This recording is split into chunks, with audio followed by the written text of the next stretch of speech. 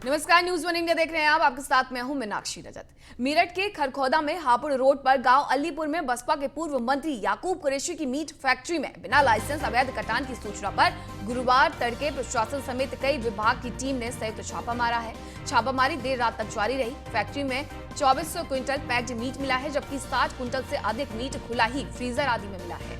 Police ने factory में मौजूद 10 कर्मचारियों को हिरासत में ले लिया है और वहीं भागने के प्रयास में एक मजदूर घायल भी हो गया है। देर रात पुलिस ने पूर्व मंत्री, उनके 2 बेटों और एक महिला समेत 14 पर मुकदमा दर्ज कर लिया है। अवैध कटान की सूचना पर एएसपी किशोर चंद्रकांत मीणा ने कई थानों की फोर्स के साथ हाजी याकूब कुरैशी की मीट फैक्ट्री अल फहीम मीटेक्स पर तड़के करीब 3 बजे छापेमारी की है, जहां भारी मात्रा में मीट मिला है। एसडीएम सदर संदीप भाग्या और एसपी देहात केशव कुमार फैक्ट्री पहुंचे। पशुपालन विभाग, खाद्य विभाग, ऊर्जा निगम, राजस्व, नगर निगम, एमडीए, बाट माप आदि विभागों के अधिकारियों को भी मौके पर बुला लिया गया। जांच में सामने आया कि फैक्ट्री में मीट प्रोसेसिंग आदि का कार्य बिना लाइसेंस के अवैध रूप से किया जा रहा था।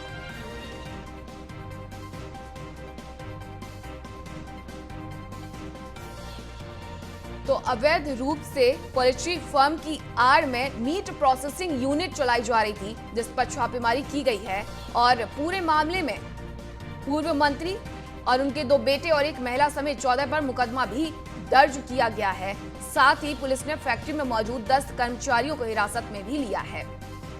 याकूब कुरैशी, जो कि बसपा से पूर्व मंत्री रहे हैं, उनकी मीट फैक्ट्री में बिना लाइसेंस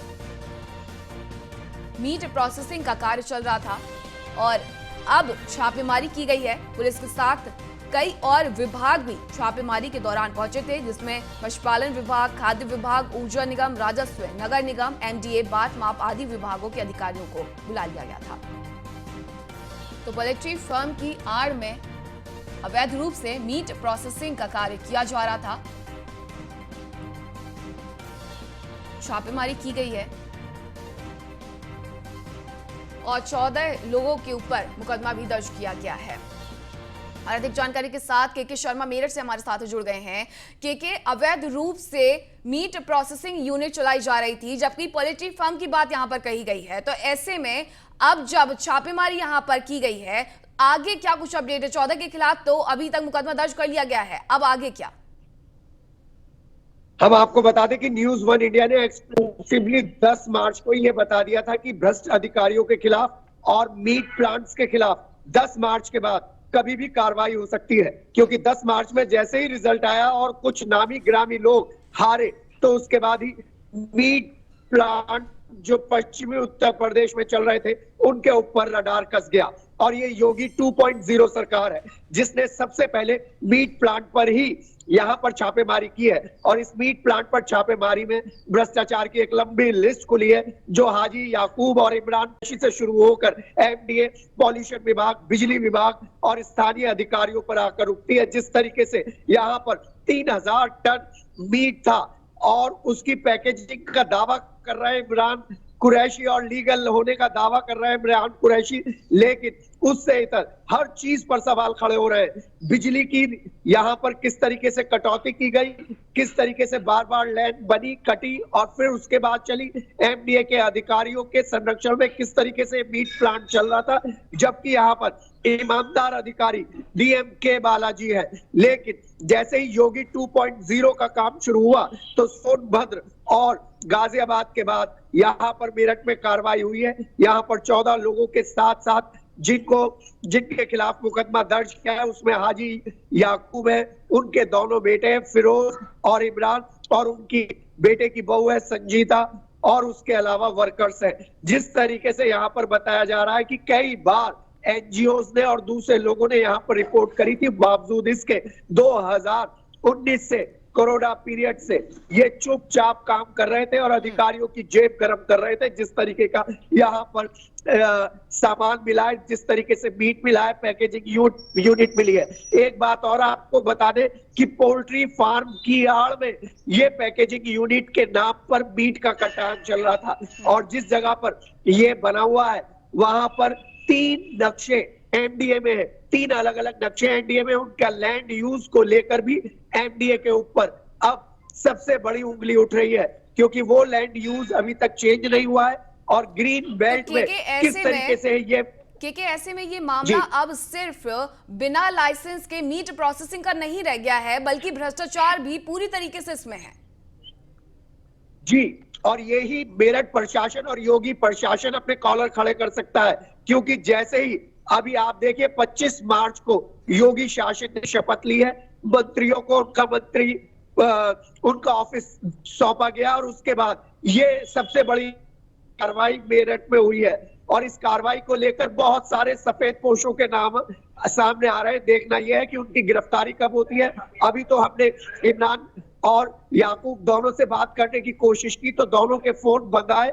अधिकारी अभी कोई वर्जन देने के लिए तैयार नहीं है, लेकिन आने वाले समय में जब ये फाइल खुलेगी तो एमडीए से लेकर पॉल्यूशन डिपार्टमेंट, हाइडल डिपार्टमेंट और उसके बाद जो लोकल एडमिनिस्ट्रेशन और थाने, उन सब के नाम इसमें आएंगे। देखना यह है कि यहाँ पर क्या पश्चिमी उत्तर प्रदेश की सबसे बड़ी कार्रवाई होती है। जी, पुलिस के साथ और भी अन्य विभाग इसमें शामिल रहे हैं जो छापेमारी के दौरान यहां पर मौजूद थे। मुख्यमंत्री योगी आदित्यनाथ लगातार मंच से ये संदेश देते रहे हैं कि भ्रष्टाचार करने वाले हों या फिर अवैध बूचड़ खाने चलाने वाले हों, किसी को भी इस बार बख्शा नहीं जाएगा। कार्रवाई शुरू हो गई है। सबसे पहले कार्रवाई यहां मेरठ में देखने को मिली है। जिन 14 लोगों के खिलाफ मुकदमा दर्ज किया गया है, क्या उनकी गिरफ्तारी की अभी कोई संभावना है?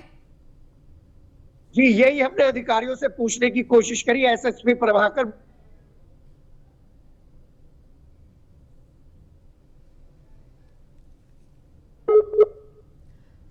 तो देखिए इस तरीके लोग से जो वहां पर पैकेजिंग करते हैं, लेकिन बड़े लोगों पर अभी तक गिरफ्तारी नहीं हुई है। जी, तो अभी गिरफ्तारी की कोई संभावना नहीं है। 10 यहां पर कर्मचारियों को हिरासत में लिया गया है। इन पर क्या कार्रवाई?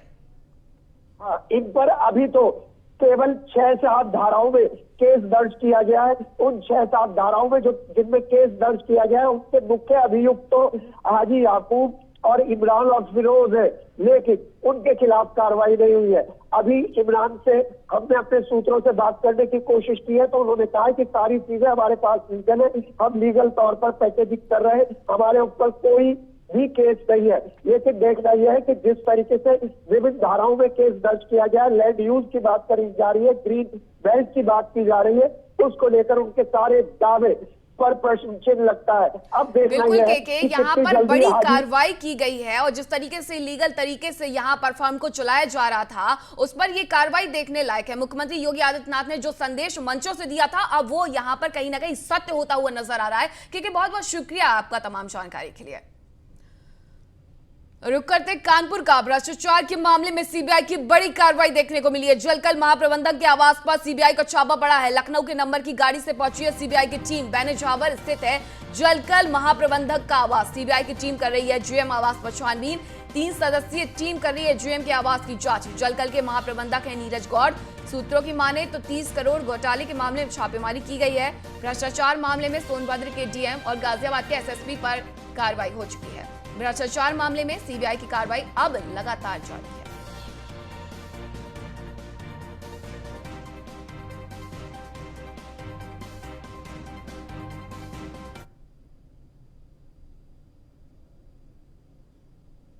भ्रष्टाचार के एक मामले में सीबीआई ने कानपुर के जल निगम के महाप्रबंधक नीरज गौड़ के आवास पर छापा मारा है। इस वक्त हम उसी आवास के बाहर खड़े हुए हैं और आपको दिखाएंगे कैमरे के माध्यम के पीछे कि इस वक्त हम जल निगम के जो महाप्रबंधक नीरज गौड़ उनके आवास के बाहर खड़े हुए हैं और अब जो टीम है सीबीआई की टीम जो छापा मारा है वो इस वक्त आवास के अंदर है और जो उनकी कानूनी प्रक्रिया है वो अपनी कर रही हैं। लेकिन अभी तक ये पूरी तरह स्पष्ट नहीं हो सका किस मामले में छापा पड़ा है। लेकिन यह कहा जा रहा है कि भ्रष्टाचार जल निगम से जुड़े एक बड़े भ्रष्टाचार के मामले में जलकल के जो महाप्रबंधक नीरज गौड़ कानपुर के उनका नाम है, जिसको लेकर लखनऊ की सीबीआई की टीम कानपुर आई हुई और छापेमारी करी। 3 सदस्यीय टीम है जो अंदर जांच कर रही है। जांच प्रक्रिया पूरी होने के बाद ही यह स्पष्ट हो सकेगा कि भ्रष्टाचार का ऐसा कौन सा मामला है जिसको लेकर सीबीआई ने नीरज गौड़ जो महाप्रबंधक उनके यहाँ छापेमारी की है। कानपुर से रामजी शर्मा, न्यूज़ 1 इंडिया। मामले में गिरफ्तार जीआईओएस अकूत संपत्ति का निकला है मालिक। जीआईओएस ब्रजेश मिश्रा का सिविल लाइन के पॉश इलाके में करोड़ों की कोठी है। जीआईओएस ब्रजेश मिश्रा की हमेशा मलाईदार पदों पर तैनाती रही है। जीआईओएस ब्रजेश मिश्रा की गिनती भ्रष्ट और दागी छवि के अधिकारी के रूप में होती है। बलिया पेपर लीक मामले में गिरफ्तार जीआईओएस ब्रजेश मिश्रा की गिनती भ्रष्ट और दागी छवि के अधिकारी के रूप में होती है। इस मामले की जांच पड़ताल में अकूत संपत्ति का खुलासा हुआ है। ब्रजेश मिश्रा के पास प्रयागराज के सिविल लाइन के पॉश इलाके में करोड़ों की कोठी मिली है। ये कोठी सिविल लाइन के हनुमान मंदिर के बगल में स्थित है। पेपर लीक मामले में अब तक 22 आरोपी अरेस्ट किए जा चुके हैं।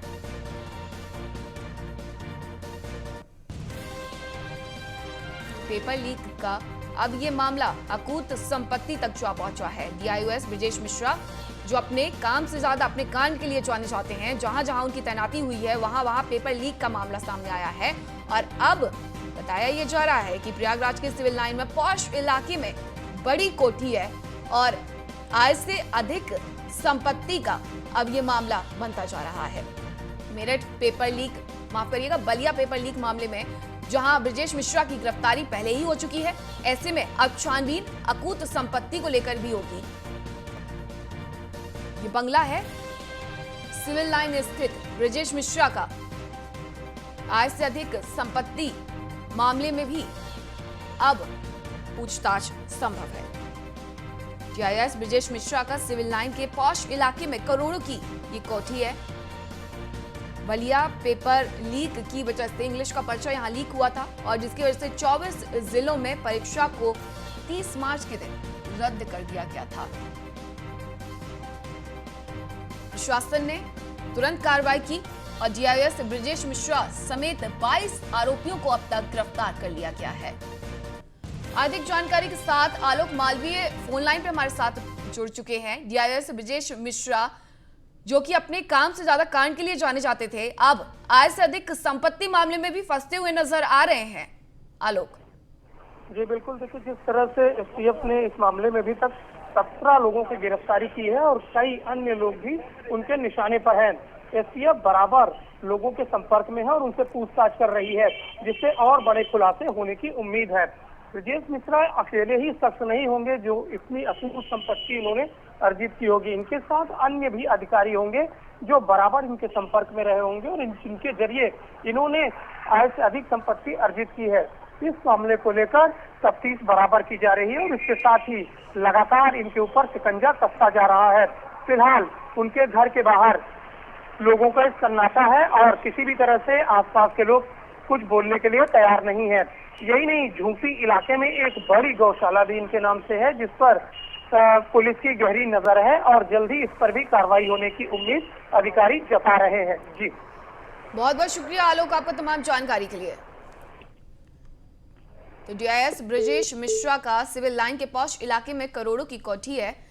बलिया पेपर लीक मामले में डीआईओएस ब्रजेश मिश्रा को पहले ही गिरफ्तार कर लिया गया है और अब आय से अधिक संपत्ति का ये मामला बनते जा रहा है। प्रयागराज के सिविल लाइन के पॉश इलाके में करोड़ों की कोठी है। 2007 से 2009 बीएसए के पद पर तैनात रहते हुए उन्होंने ये कोठी बनाई थी। भ्रष्टाचार के बहुत से दाग उन पर हैं और अब खुलासा एक एक करके हो रहा है। वहीं वाराणसी में बीएचयू में बवाल हुआ है। छात्रों के 2 गुटों के बीच मारपीट हुई है, पत्थरबाजी हुई है, खेल मैदान को लेकर के कहासुनी हुई है।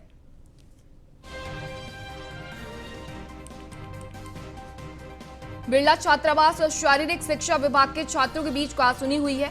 बताया जा रहा है 29 मार्च का विवाद 2 दिनों की शांति के बाद शाम होते ही फिर ये बवाल शुरू हो गया।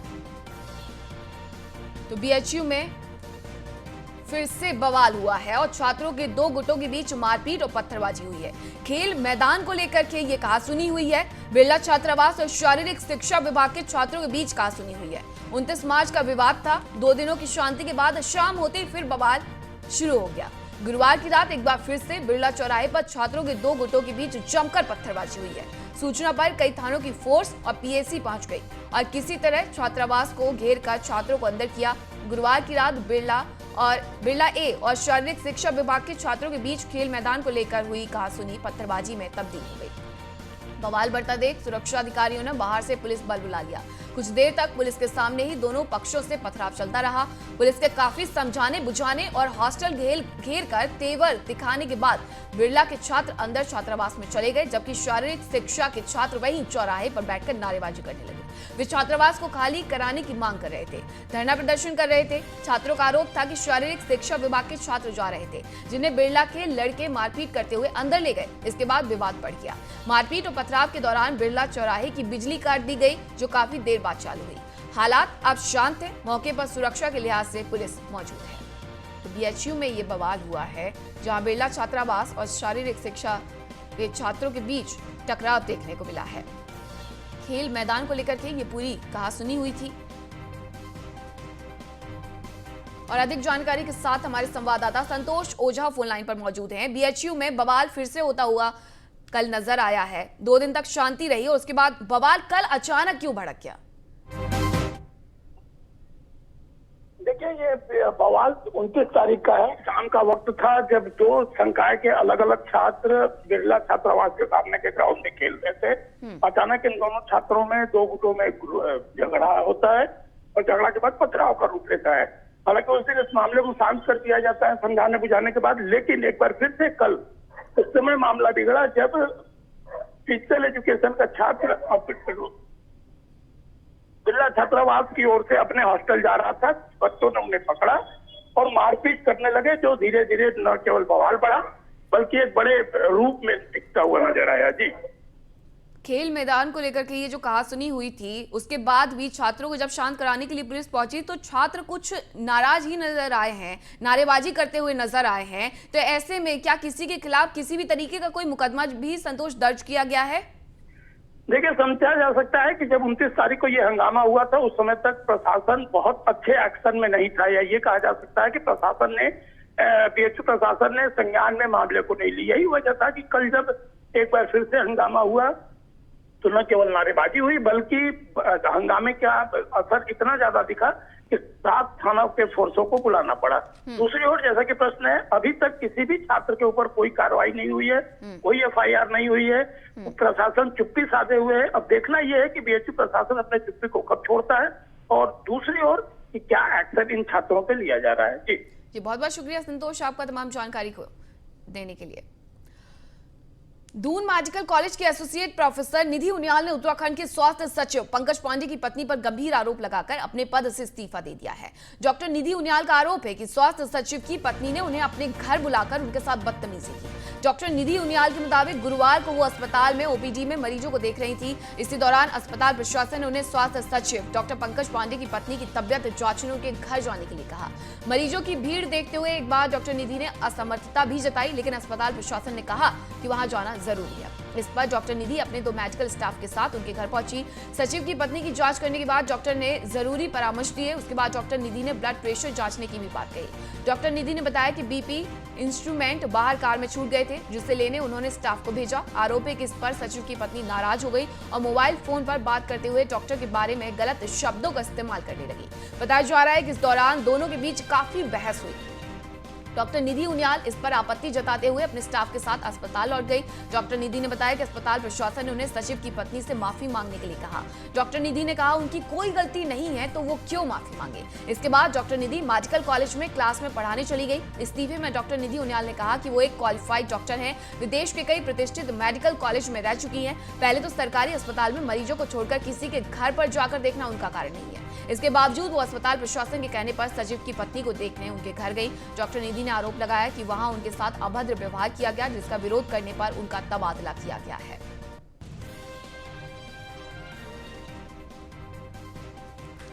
डॉक्टर निधि उनियाल हमारे साथ जुड़ गई हैं। डॉक्टर निधि उनियाल, सबसे पहले तो न्यूज़ 1 इंडिया पर आपका बहुत बहुत स्वागत है। डॉक्टर निधि, आपने कहा है कि आपके साथ बदतमीजी की गई है, क्या कुछ हुआ था? आप उनके घर गई थी देखने के लिए और आपने सीधे तौर पर कहा कि ये मेरा काम नहीं है कि एक मेडिकल कॉलेज के डॉक्टर होते हुए मैं निजी तौर पर किसी के घर जाकर के देखूं। क्या हुआ था निधि जी?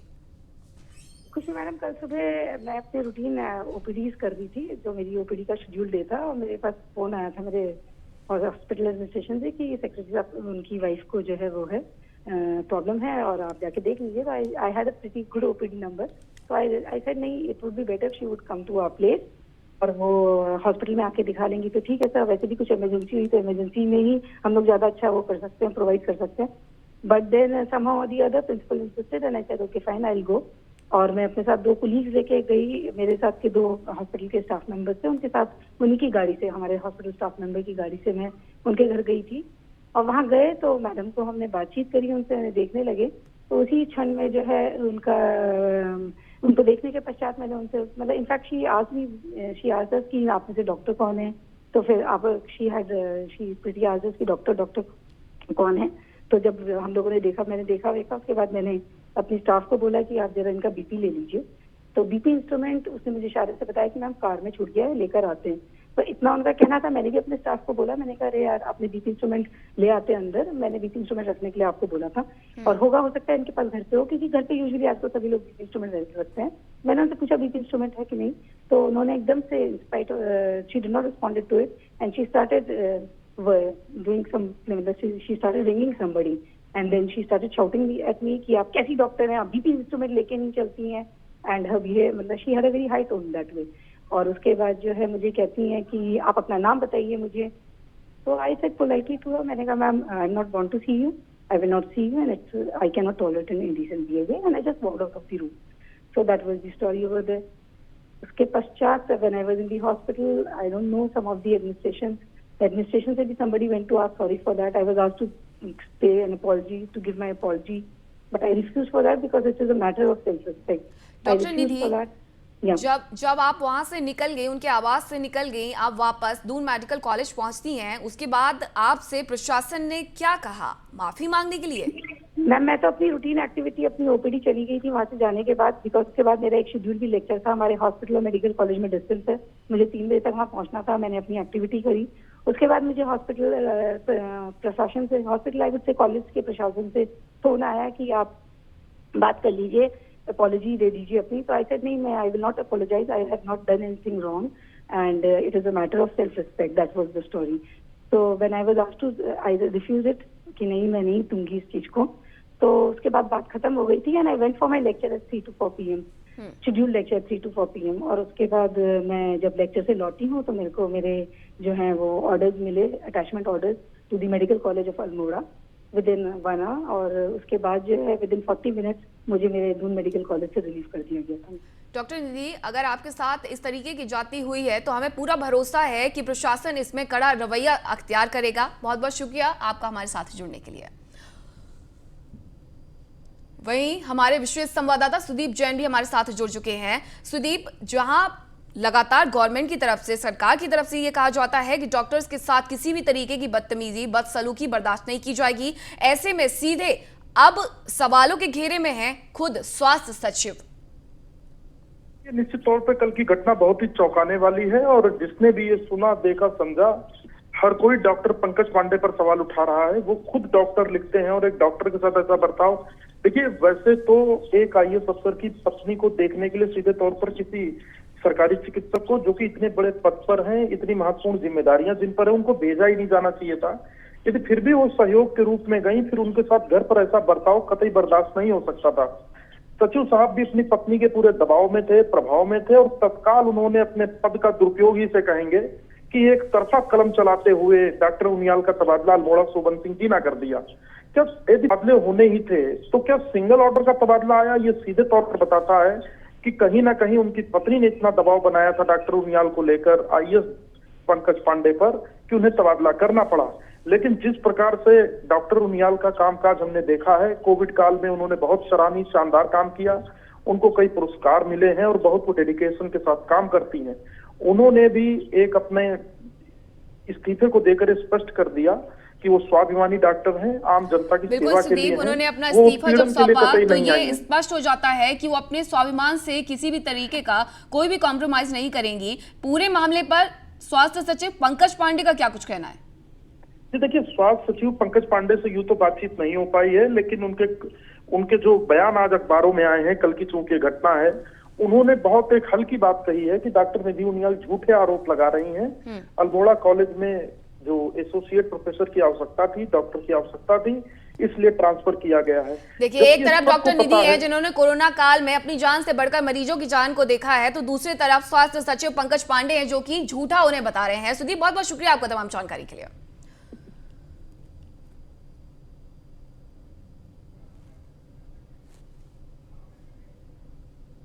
अब बुलेटिन में मेरे साथ इतना ही। देखते रहिए न्यूज़ 1 इंडिया। नमस्कार।